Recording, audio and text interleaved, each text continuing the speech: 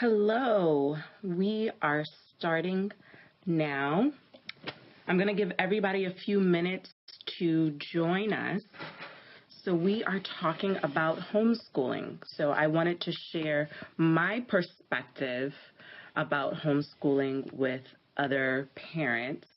So thank you for joining us. Hi. So I am going to take a second and I'm going to share this video to some of the groups because I'm actually answering a question from one of the groups. So I'm going to go ahead and share it and we're going to get started. So if you have any questions, please feel free to leave your questions in the comments section. So I'm just going to go ahead and share this video so that other people can join us. So thank you for joining us. Right now we have 2 people that are joining us, so thank you. I appreciate it. All right.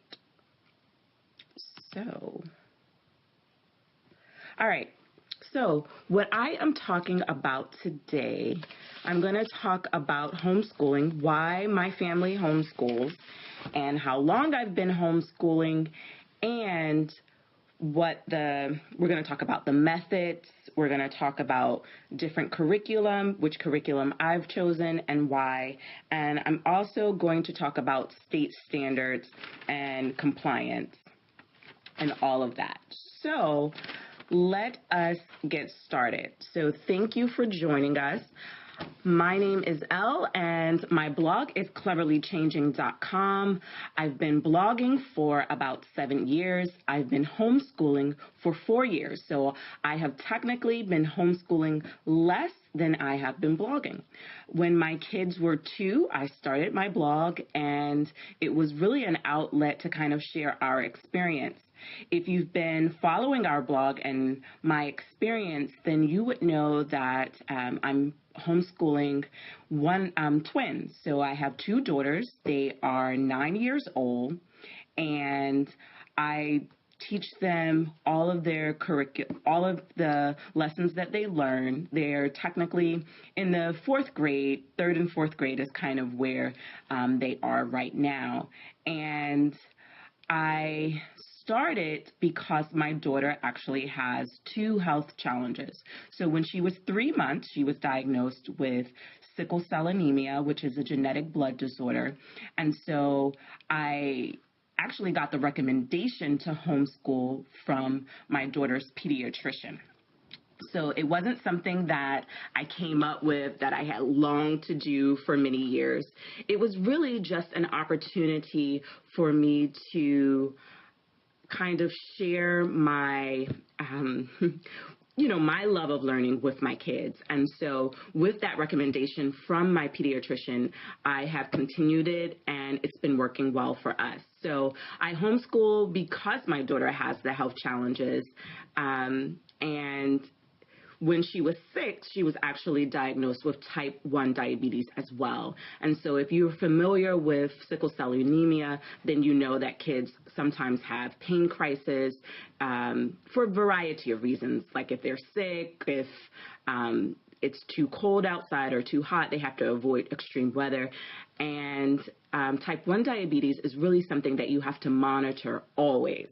And so that means that she's insulin dependent. So sending her to school would have been a bit of a challenge for me and my family. And so it wasn't the best option for us. And so because it wasn't the best option, we had to learn how to be flexible.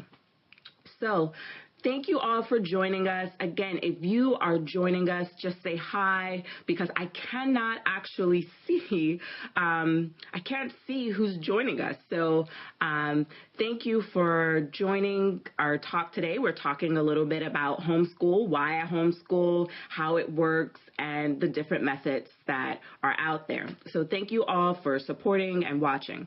So in kindergarten, I really did mostly the unschooling. Everybody's heard about unschooling. Unschooling is really self-directed education. It's where the child leads the educational experience. So, hi Muffy. Hi, Eva. If anybody else is on, definitely say hi so I can see that you're on so that I can say hi to you. Thanks for watching. So for kindergarten, I did unschooling, which is self-directed learning. And it gave me an opportunity to find out my kids' learning styles, how they learn best. And hi, Jen. It's great that you're able to join us. So I'm definitely going to try to answer all your questions and kind of give you a review of homeschooling, what it looks like in my house and how it works for us. So the thing about homeschooling, I would give it two words. Two words to me kind of sum up homeschooling experiences, regardless of which method that you choose. And the two words are flexibility and determination. So first, you have to be flexible. Okay, so hi, Nicole. Thanks for joining us.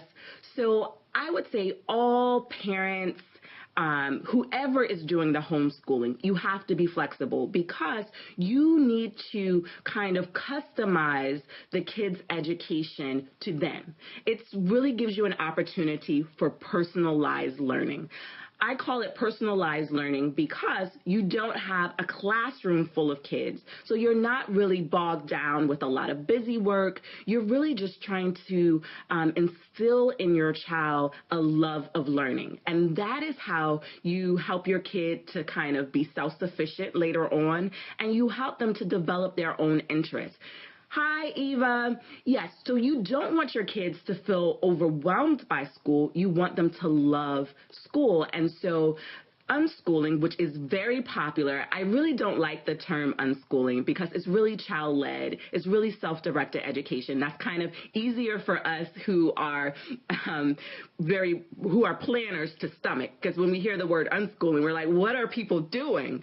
And that can just, in and of itself, that term can seem overwhelming to people. And so I don't call it unschooling because it just sounds like you're just doing it just very freely and you don't really have any reason to your method. But you do. Unschoolers are really just looking at their child and they're trying to figure out, okay, what is my child interested in? How can I teach them based on the things that they enjoy?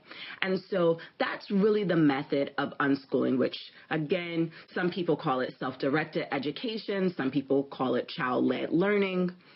So, so Muffy has said a self-education is the best education. It's the only education that you can really remember. And that's true. You remember the things that are of interest to you. So if you think about kids who are who are struggling reading, often when you give them books that they actually enjoy, like with subjects. So if you have, let's say, like my nephew, he did not like to read, but anytime we gave him a book that was about basketball, he read it and he loved it. So what we had to do, we had to find him books that met his interests. I have two books that my kids love. They love Minecraft. And so I let them choose whatever books they like. And sometimes they'll choose like an encyclopedia. Here's the thing. If you want your kid to learn to love something, let them choose it. Let them pick.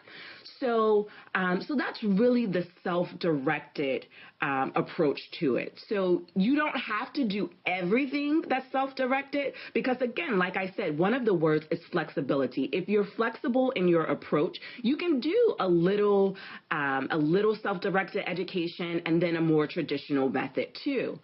So that kind of brings me to talk about the next method, which is eclectic.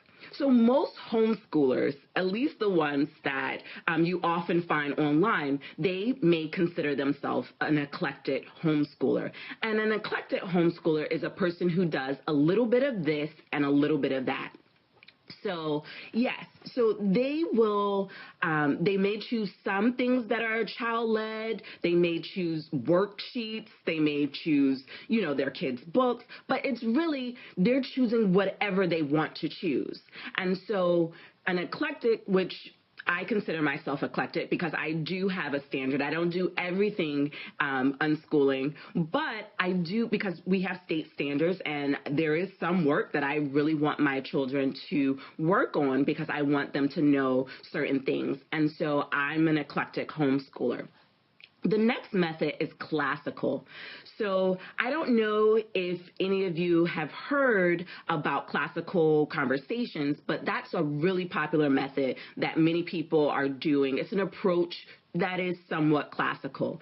Charlotte Mason is rather classical as well, if you've heard that. It's really the way that people in the past, like the founding fathers of America, like Sir Isaac Newton, just different people in the past that pretty much the philosophers that we've heard of, they are the ones who use classical education. That's really how they were taught. Like Frederick Douglass, he was taught classically. And that's really just a liberal arts approach. You're learning liberal arts, you're learning sciences, you're learning how basically you learn the why behind things. There are 3 stages to classical education, and the stages are your grammar, which is typically from K to 6, your logic stage, that's when you start asking questions and answering those questions. The kids start asking questions and really finding out and really learning through that method. And the last, so you have your grammar, your logic, and then your rhetoric. And your rhetoric is when they start not only asking the questions, they start answering them and finding different ways to answer them. And that's really what classical is.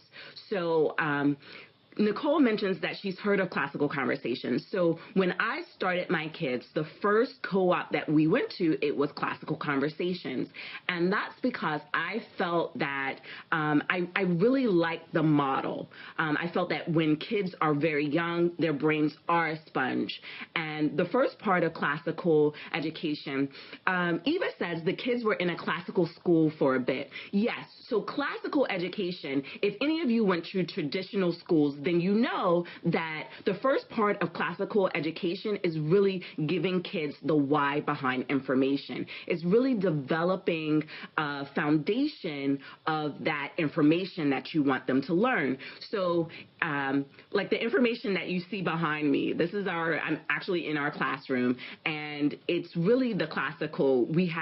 I use classical conversations for us as an outline. I don't do it in the co-op anymore, and that sort of not for foundation. So that's the grammar stage.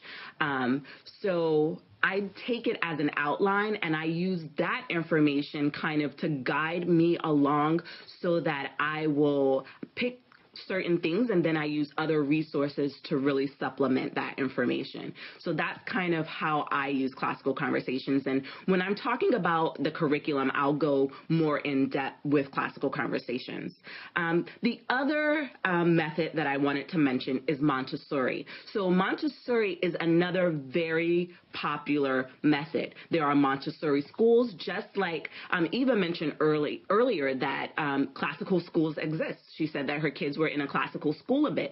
So these other approaches to education do exist in schools, but parents are definitely taking these models and doing them from home as well. So Montessori, there are Montessori schools, and you can teach your kids a Montessori approach from home, and that's really a hands-on approach. When I mentioned earlier that we're at an eclectic homeschool, we do a lot of hands-on because I feel like your kids have to, especially if you have a kinesthetic learner, and a kinesthetic learner are kids who have to be doing something in order to learn, or they learn best that way. Again, all of us as humans are going to learn in a variety of ways, and not just our dominant learning style, which are the primary 3, the auditory, kinesthetic, and also, so you have hands-on, you have the auditory, and then you have one more. I'm trying to think, I'm drawing a blank. So it's auditory, kinesthetic, and then visual. So I'm actually a visual learner. So my kids are not. So I'm a visual learner, and my kids are auditory. One is auditory, and the other is kinesthetic. And so what happens a lot is we often teach kids or teach others in a way that we learn best. because I'm visual, I often try to approach things that way. And of course, again, as humans, we can do all three, but our children and other people are going to have dominant learning styles. And when you're teaching a new concept, I would say you want to tap into that child's dominant learning style so that they can really it'll help them retain that information. And so a Montessori school really approaches things from a hands-on perspective. And not only are they getting to touch it, but they're getting to see it. And as they touch and see, you're talking about it. So in that sense, you're able to do all three of those learning styles in the Montessori model. So Danielle says, I think my daughter is kinesthetic. My son is definitely visual and auditory. Yes. So as you're spending time with your kids, you will begin to see what they are. So in my children's early years, especially in kindergarten, I was able to see that one of my kids, she could just pick up things just from a song. And that helped me realize, okay, wait a minute, this kid is auditory. That's not the way I learn. So just because, you're visual or you're auditory doesn't mean that your offspring is going to be the exact same as you. And I'm sure we all know that. So you have to be flexible. I kind of feel like I'm a guide as a parent. I help guide my kids through their education. Some things I'm able to teach them, but a lot of things they're able to pick up and ask questions when they need to. But it's kind of, when you're homeschooling, you're giving your kids a guide and you're kind of helping them realize, how do I formulate these questions so I'll know what to ask? And so that's kind of how you can approach homeschooling. So the methods that we talked about were unschooling, we talked about eclectic, we talked about classical, we mentioned Charlotte Mason because it's very similar to classical, and we talked about Montessori.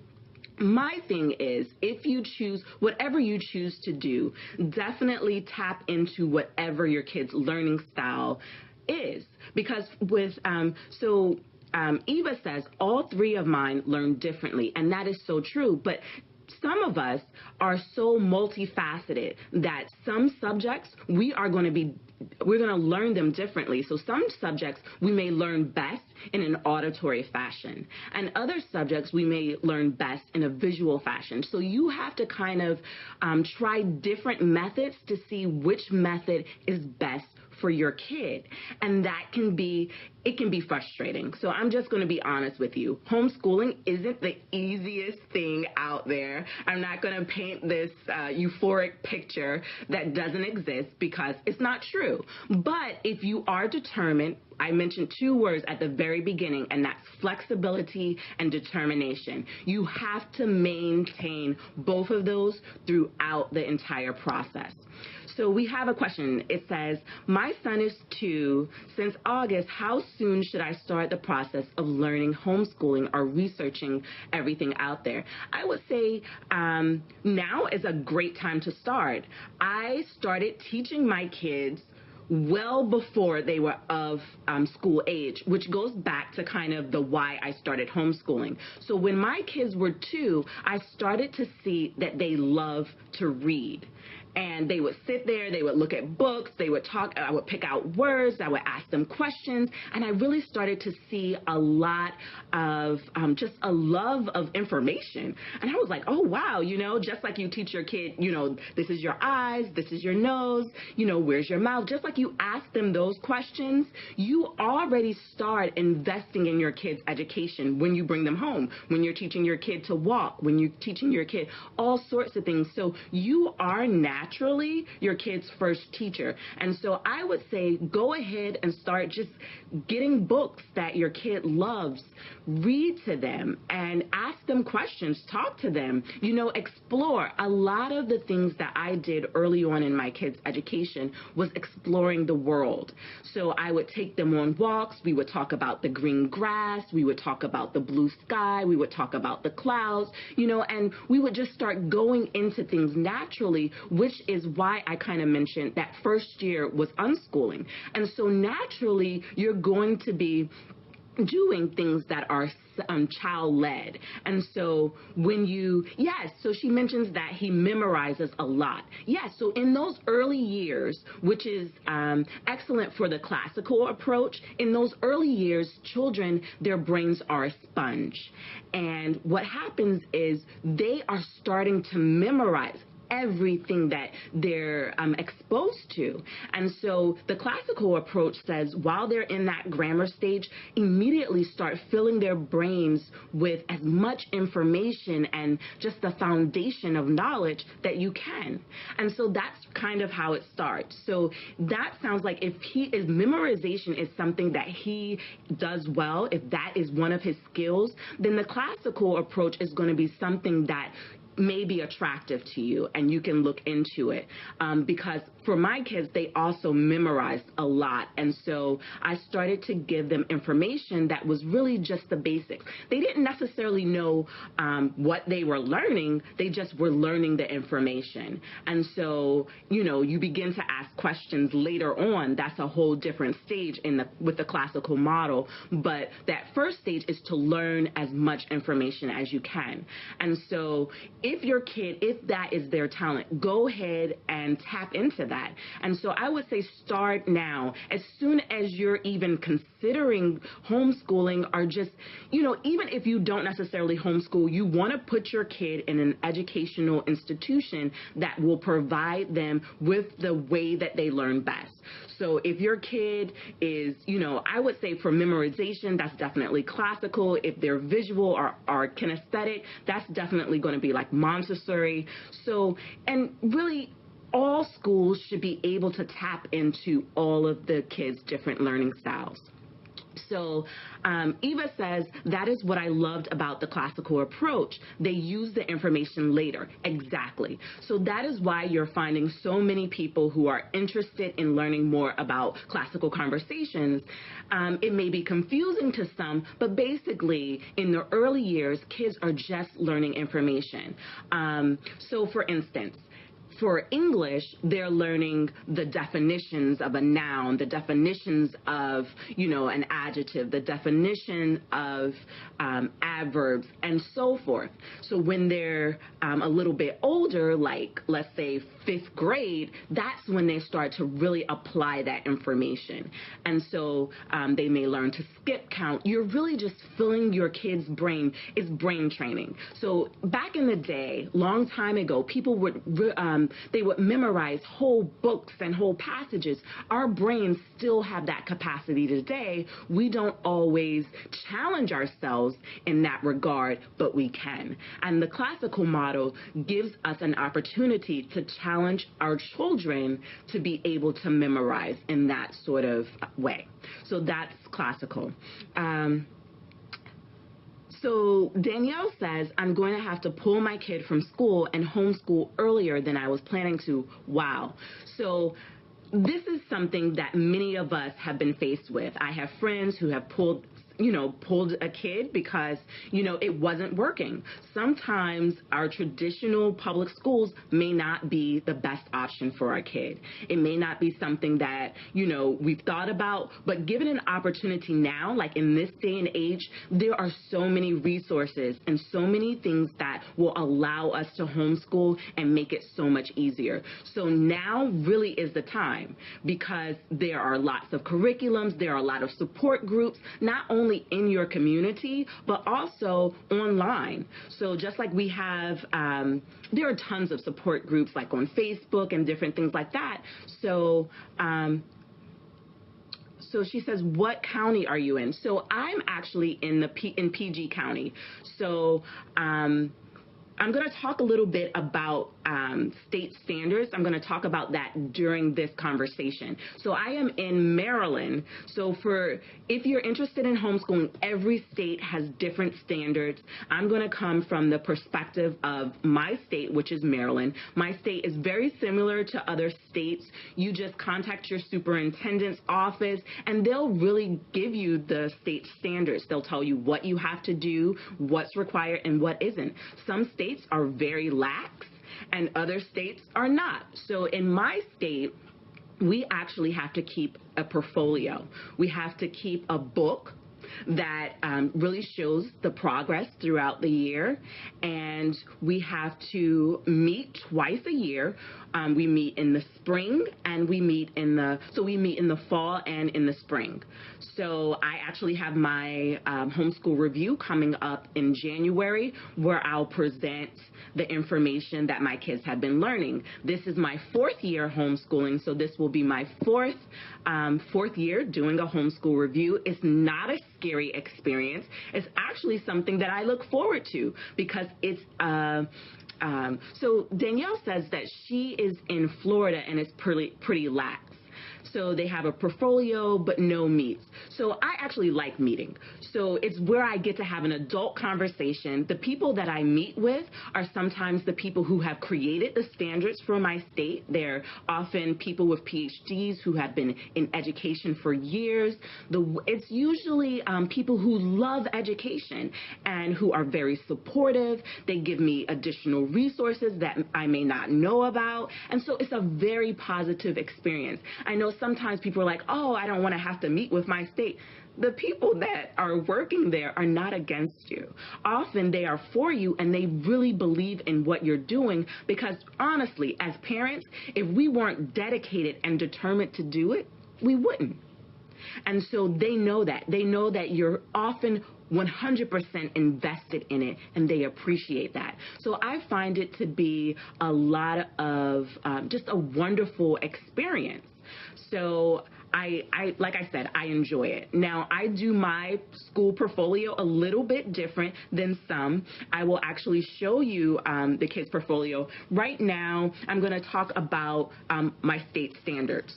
So this is actually the paper that we used in my county. I don't know if you all can see it. I will definitely try to put a link. I'll do a blog post on my site so that you can see all the information that I am sharing today. And I'll also put a link so that you can learn about the different methods, the different popular homeschooling methods, so that you can see that as well. But for my state, basically the state of Maryland, so we have a question. It says, in Maryland, can I hire a home teacher? So she's heard conflicting information. So here's the thing. You can actually technically hire a home teacher, but they wouldn't be considered a home teacher. It's really how you word it. You can hire a tutor. So those of you who are thinking about homeschooling and you want to have someone else as kind of the hub of it, you can. It's all in how you phrase it and word it. So you should be very familiar with what you are doing and what your kid is learning, and you have to they don't want people to just hire somebody to teach their kids the whole time. That's not what they want for homeschooling. And so it's really in how you word it and how you do it. So you can definitely hire tutors. I can't teach every subject for my kids, and so my kids do have some other teachers in certain subjects, and so that is perfectly okay with my state. Nicole, I will definitely put a link later after the conversation. I'm going to put a link so that you can see. I have a friend who is a teacher an educator in PG County, and there is certain terminology that you would have to follow in order to hire a tutor for your child to teach them their subjects. And it's really considered a supplemental learning experience. And so it's really how you do it. So we can definitely talk more about that later. But in Maryland, there are recommended subjects.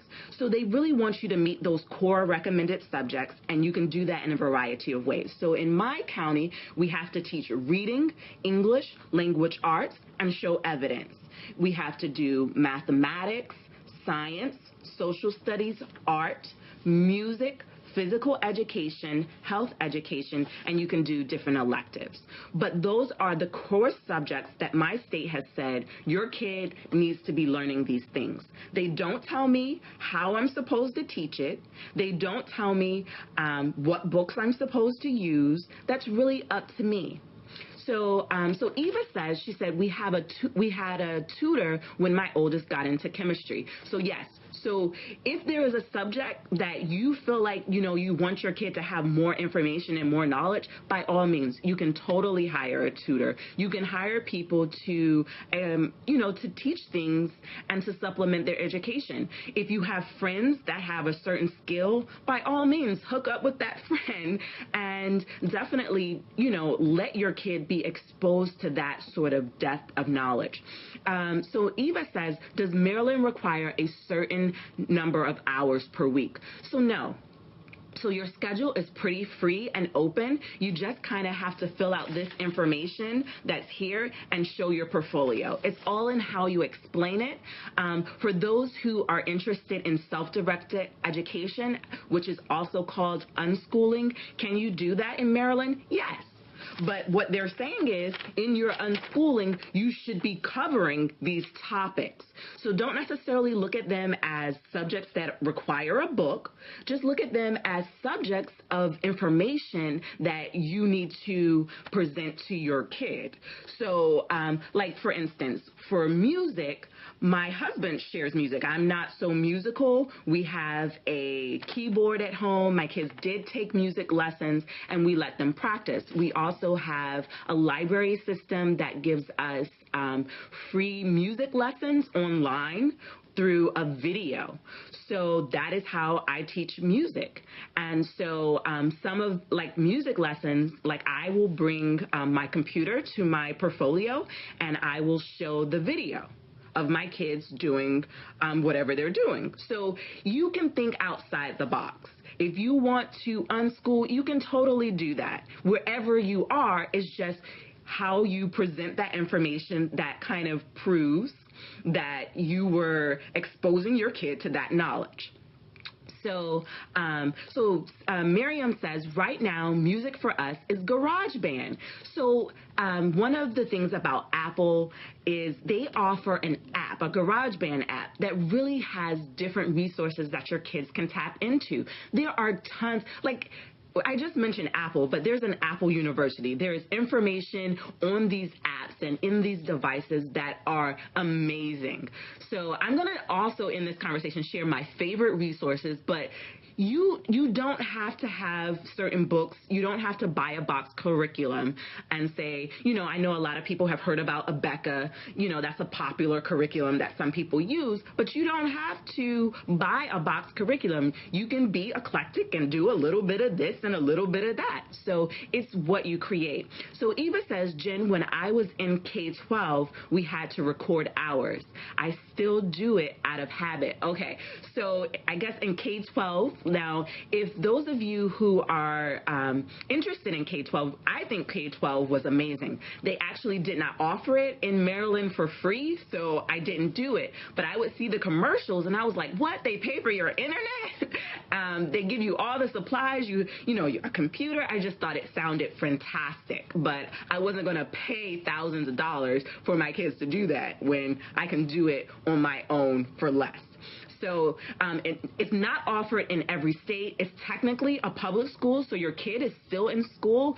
If your state allows you to do it, it's really that you're enrolling your kid into K-12, and although you're doing it from home, it's technically a public school because that information, that curriculum, and everything is coming from the state. So it's homeschooling because you're the primary person at home with your kid while they're doing their learning, but it's kind of, to me, like a partnership with the educational system and you. So Nicole asks, how often do you schedule socialization time with other children for your girls? Can you explain the experience with this? That's one of the concerns I've read a lot. So socialization is actually the most common question that we get. And I think it's kind of funny because, with homeschooling, it really means that you're determined and you're flexible. So you're going to want to expose your kid to, different experiences. So I do a lot of field trips. So those of you who follow me on Instagram, my Instagram is instagram.com/CleverlyChanging. So you can definitely follow me on there. But I share a lot of our homeschool field trips. And so for socialization, I often go on field trips with other people. I'll sometimes, tell my friends, or I'll go with our co-op. This year I'm doing a co-op. Last year I did not do a co-op, and so I'm doing a co-op because we're doing an English program this year with our curriculum. The English program that I'm using is under Classical Conversations. It's called Essentials, and so we actually go to co-op. So that's kind of where my kids get their socialization. But last year we didn't do a co-op. And what I did, I partnered with other moms in my community that also homeschooled. So once a week I have a friend, and she's on here. Hi. I have a friend who comes over. She brings her kids once a week. We do, like yesterday they were here. We baked muffins together, which was our science experiment.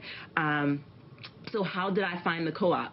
I actually talked to different people. So like we're having this discussion here, I found people in my community, and it was a friend who decided she was going to homeschool her kids too, and she was doing a similar co-op but in Bowie, which is in Maryland, and I found one that was closer to me. And so there are co-ops all over the state. On Meetup, there are co-ops on Meetup.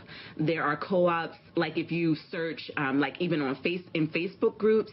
I found that I just kind of asked around to people who I knew were homeschooling. I also talked to the people who did my state standards. So when I meet with my the person who does my homeschool review, she told me about some co-ops in the area. And so you really want to find, people. She says, can you, of course. So I would say, you get with people, you talk to people, like I've met people at like the playground, you kind of build a network of people. And so Eva says, if you're in PG, look into Sankofa. So I haven't heard about Sankofa, but Eva is a homeschool mom that, I always, so whenever I need extra pointers or whenever I need to vent, I always go to Eva. So she is full of great information. So definitely, I would say definitely ask around. There are a lot of co-ops, but for me, last year I did not do a co-op because I kind of felt like a co-op made it, it didn't work for my flexibility. Remember I said flexibility is so important. If a co-op has you feeling stressed, then it's not for you, and it's okay not to do it. And so I would say for my first year, that second semester, my co-op was overwhelming, and so I had to find a new situation. So Jen said, I don't have many WOC homeschooling moms in my area. The co-ops aren't diverse at all. Yes, so diversity was a key. My first co-op was not diverse, and it had me feeling like, So I was stressed with my first co-op, that didn't work for me. And I think finding diversity, and diversity does not mean that you are the only one like you. Like, I want a variety of people, and I wanted my kids to be exposed to a variety of people. So, you definitely have to research that. I feel like Meetups is a great place for researching the library programs. So this kind of goes into my favorite resources. I have met tons of homeschooling moms at homeschooling events like STEM fairs, and especially the library. So in Howard County in Maryland, their library programs are phenomenal. Like, that's where I get to meet tons of homeschooling people. They have STEM activities all for free.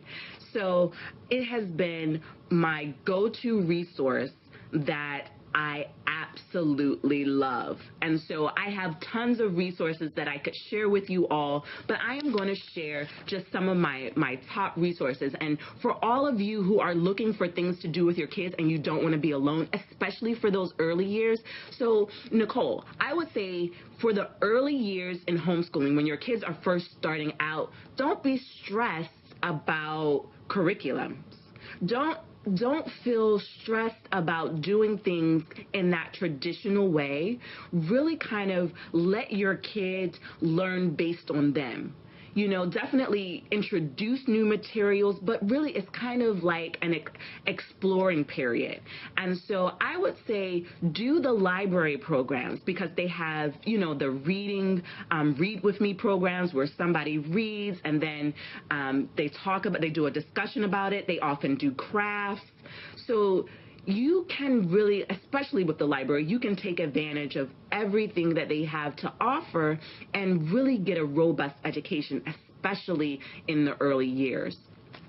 So I'm going to talk a little bit about curriculum. So I just showed you guys what we're doing for my kids are in the 4th grade, so they are 9. I have twins, and this year we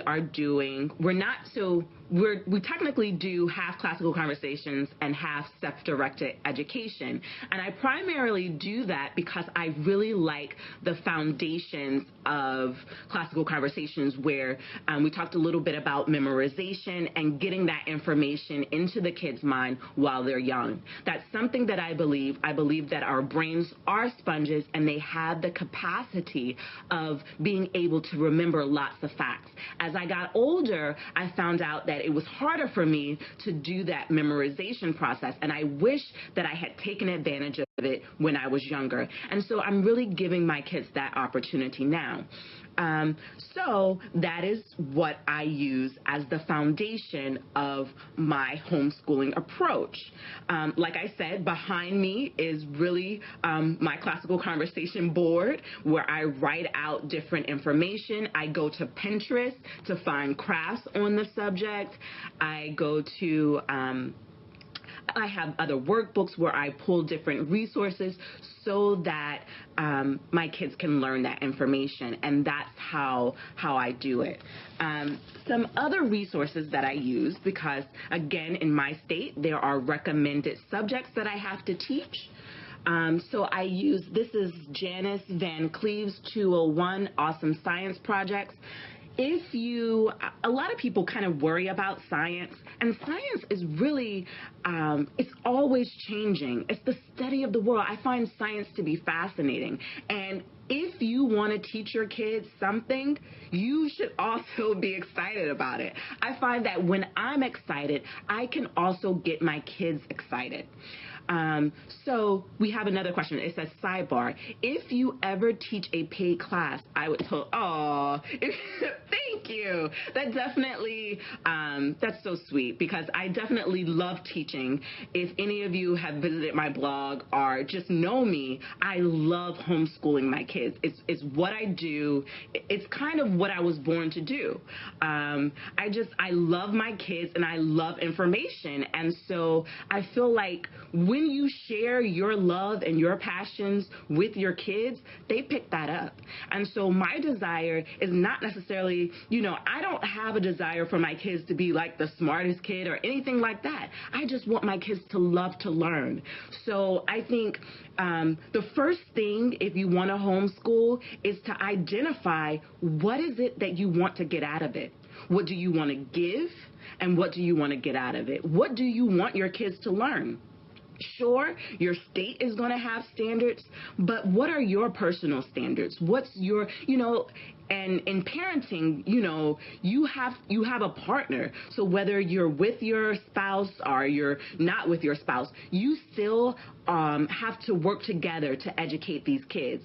And so you have to kind of come to a meeting of the minds to see how are we going to work together to really give our kids an education that will help them in this world. For me, I'm not necessarily looking to have all my subjects completely balanced, because for my kids, certain subjects come very easy. So I don't have to spend that much time on them.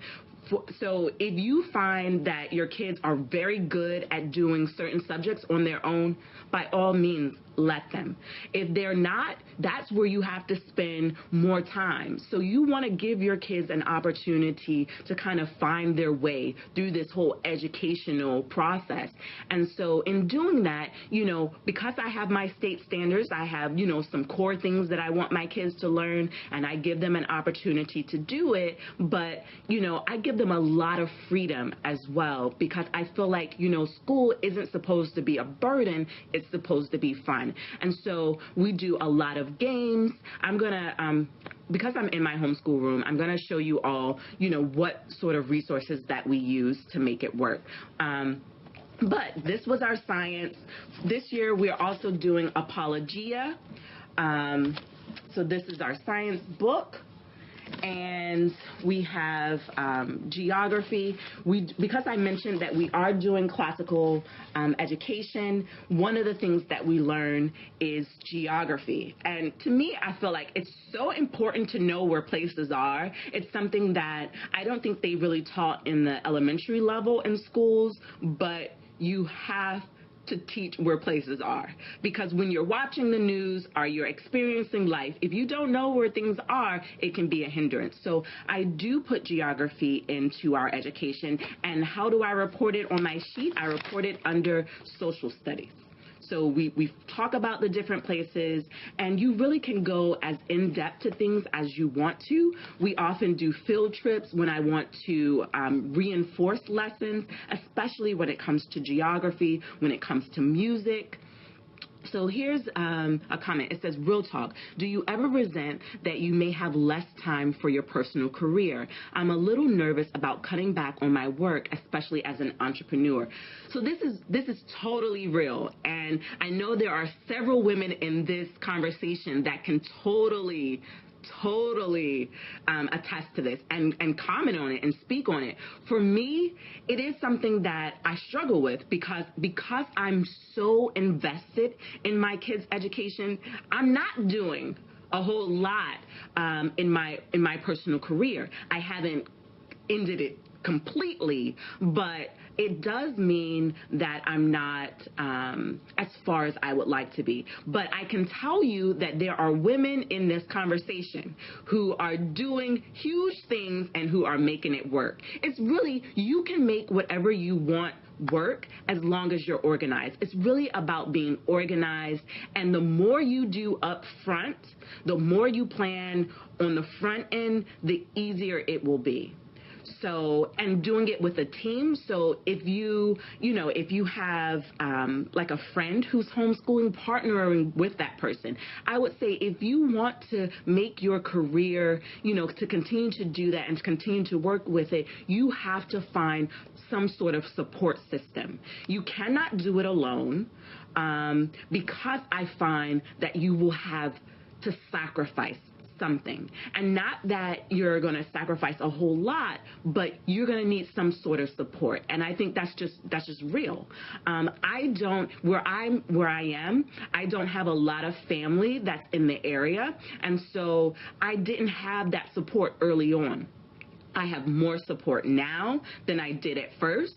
But I feel like you have to have somebody in your corner helping you out. And that's just the truth. You have to get together with friends. That's where co-ops may come in. They have different types of co-ops. So some co-ops are, 3 days a week. I have met people on field trips who say, I still work full time, and they send their kid to a 3-day school and they homeschool on the other days.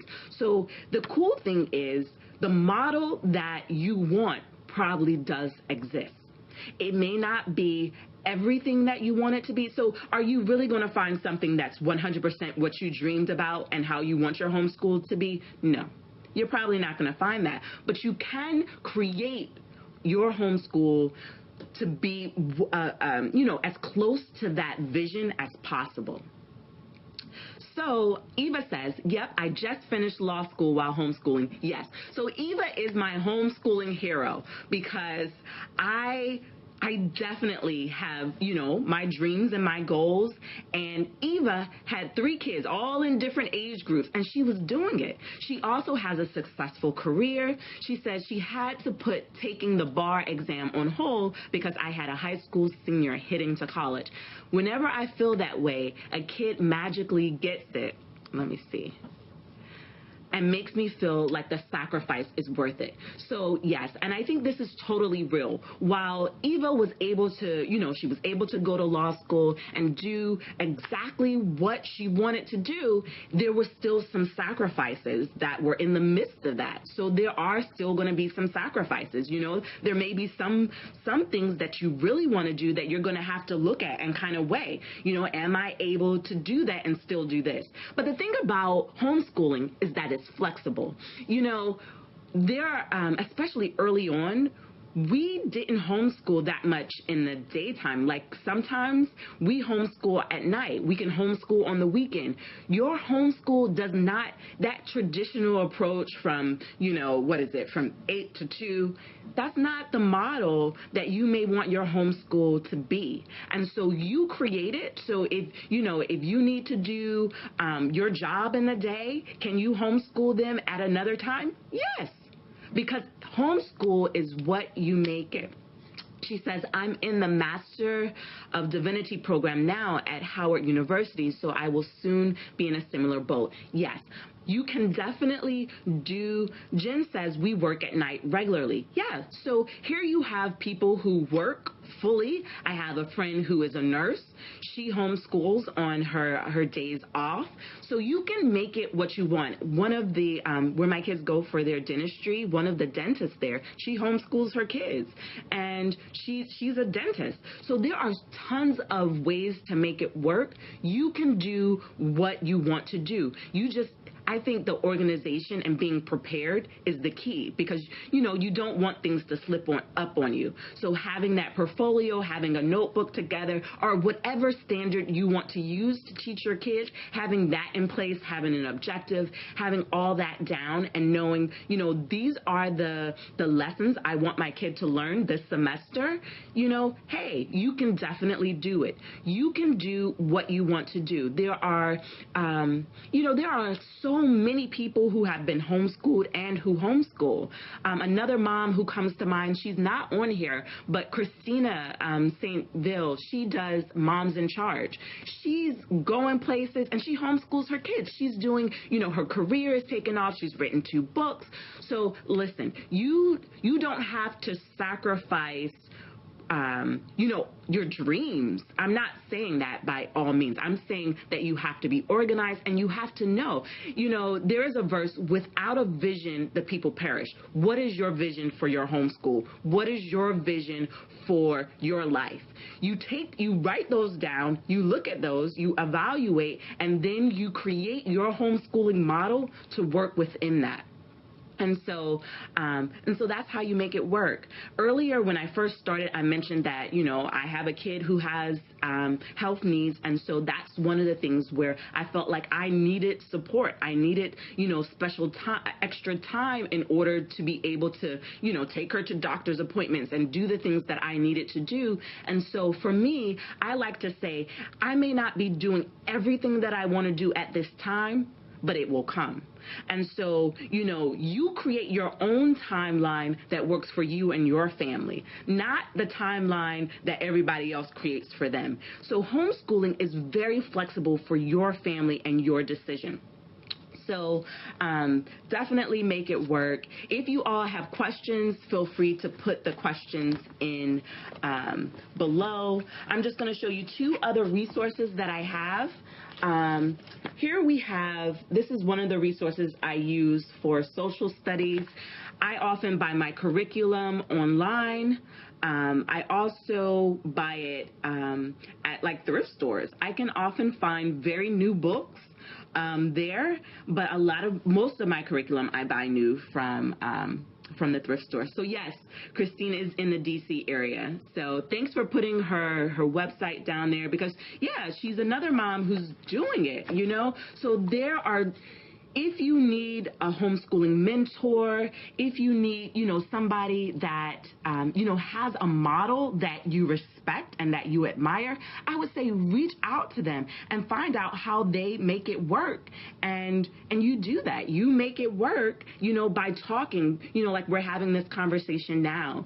And I feel like it's helpful because, we hear about homeschooling, but we don't necessarily know what it really looks like for people. And that's kind of why I wanted to do this video, because this is what homeschooling looks like for me.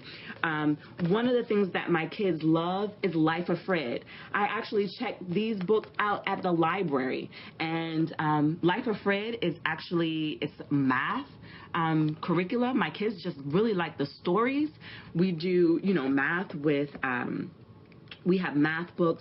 I like Spectrum. So you talk to different people. If you're trying to find what curriculum works for you, talk to your friends, especially, ask your friend, what is your child's learning style? What curriculum has worked for you? But I do not recommend paying a lot for a box curriculum, because a lot of times you may get that curriculum and realize your kid hates it. So, take a little bit at a time, start with a certain thing and see, if that's working, and then buy more. Just don't go buying a whole, full curriculum just because, somebody else said it was good. You kind of have to tailor it to your child and see what works for them. So I'm just going to, as we wrap up, I'm going to share some resources with you, and then I'm going to show you my homeschool room and what worked for me. So my friend says, she says, curriculum didn't work for me. She is my curriculum. That is so critical. Your kid is your curriculum. Like, you look and you find out what is it that they enjoy. You may, find podcasts that they like, and then you tailor it to them. Now that Pinterest exists, whatever subject that you want to teach, you can really type that into the search and come up with things. But I do recommend that, you do it either on a weekly basis, a monthly basis. I like to have my semester. I like to do mine semester-wise, because when I try to just piecemeal it, and just pick things once a week, I felt like it was overwhelming. So I would say get more done in advance so that you don't feel overwhelmed. So that's my advice. So I want to share my favorite resources. MobyMax. MobyMax is one of my favorite resources. They have things from K upward, from kindergarten upward. It's online. I try not to do too much online information, but if I have a very busy time where I have deadlines that I need things to do, I tell my kids, do this on MobyMax. MobyMax is free. They do have some paid resources, but, by all means, check it out. They have pretty much all the subjects, including health, on MobyMax. If you're particular about what health things that your kid finds out, definitely review it first. Another thing is Spelling City. Yes, that is the name of it. So it's mobymax.com if you want to check that out. That is one of the resources that I use. We're not doing it that much this year because I find that the papers that they're doing for Classical Conversation in Essentials has really taken up a lot of our time. So they're not doing as much as they did last year, but it's definitely all the subjects. It's online. They read something. They answer questions. It has games. So I felt like it was pretty good. Spelling City, spellingcity.com. You can put in your kids' spelling words. I use K-12. I use their spelling list.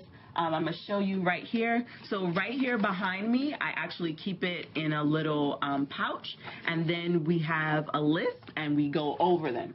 So that's how we do it in my school. I'm not trying to reinvent the wheel. They had some good spelling words, and really, it's words. So you can play with it how you want. You can switch them out, but by all means, on Spelling City, you just put the words in there, and then they can play. They can play the games that are based on the words. So I totally let them do it. The thing about spelling, though, I will say, if you have an auditory learner and a kinesthetic learner, you may want to try other approaches to spelling. I often have my kids do, like we play Jenga. To do spelling, like I let them pull out a piece of Jenga, pull out a block, and then they spell the word. I have them play, like we'll play Connect Four, but I use other games to get them to spell words, because I found that actually hearing them spell it was more helpful than just playing games with it. So that was my experience, but Spelling City is a resource that exists. Brain Pop. So Brain Pop, as in BRAINPOP. Brain Pop is the top of my list for my all-time favorite resources. So, Nicole, this is, they have Brain Pop Junior for little kids. Once he enters school age, they have videos, very short snippet videos that really kind of tell your kids about everything. Like, you just type in the subject. They also give other resources.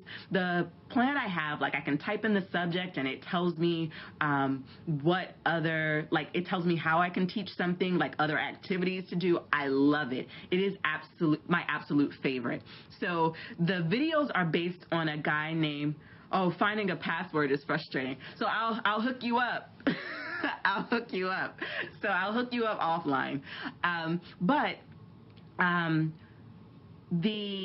So Brain Pop is really Tim and Moby. Moby is he's a robot, and he doesn't say anything. All he does is beep. But Tim is a boy who talks. He talks through different things. We actually used Brain Pop today. We were talking about the Underground Railroad and slavery in our we were talking about it for a paper that my kids are writing, but also social studies and history. So that's what we were doing today in our homeschool. And I'm trying to explain it, but I wanted it to do it on a kid level. And so what I did, I pulled up Brain Pop, typed in the information, and they were able to see it. And they were able to, see a little video. And then after the video, there's a quiz that they can answer. And I print out the quiz. I let them take the quiz. Then I print it out. And I put it in their homeschool portfolio, because that is learning. So Brain Pop is my all-time favorite resource. The next thing that I've talked about a lot is Pinterest. Pinterest is incredible, because there are other moms out here who have done it before, and they're telling us how to do it. So I utilize it. I utilize Pinterest. I definitely will leave a link. I have a homeschool resources page.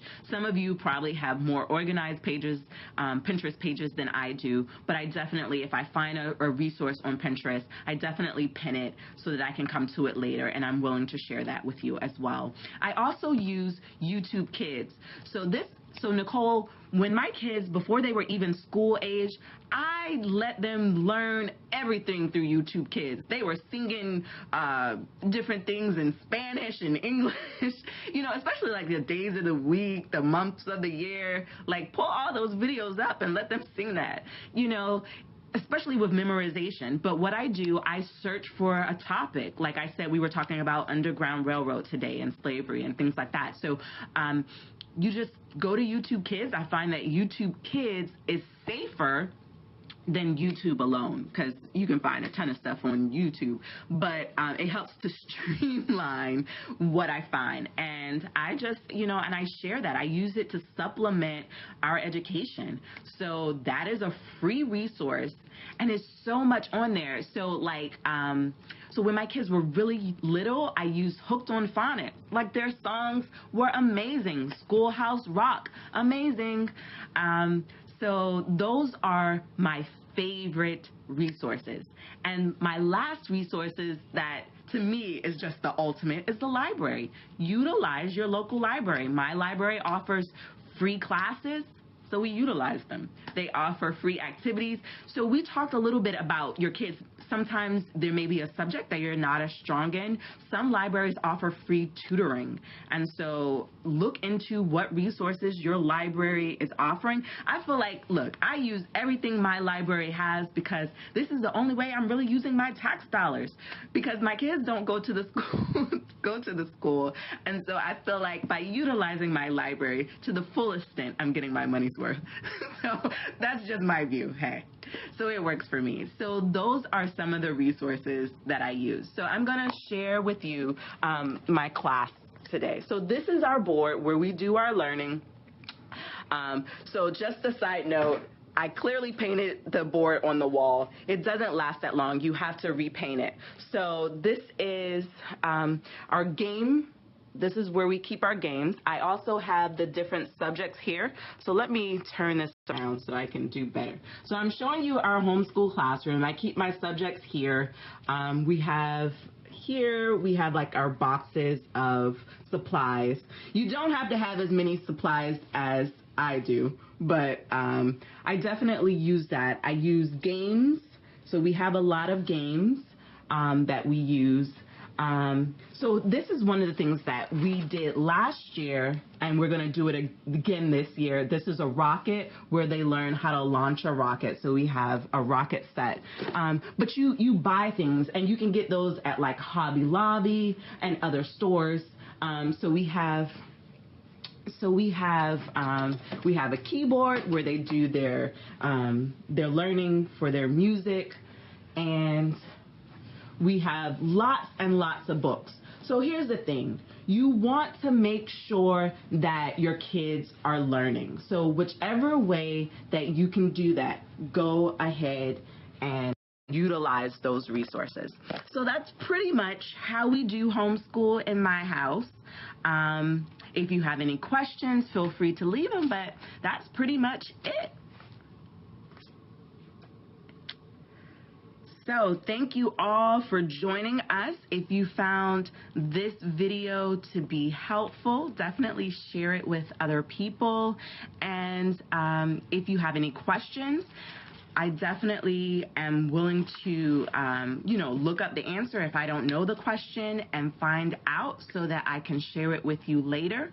But this is pretty much it. So thank you all for joining, and I've appreciated all of you so much. So bye now. Have a wonderful week.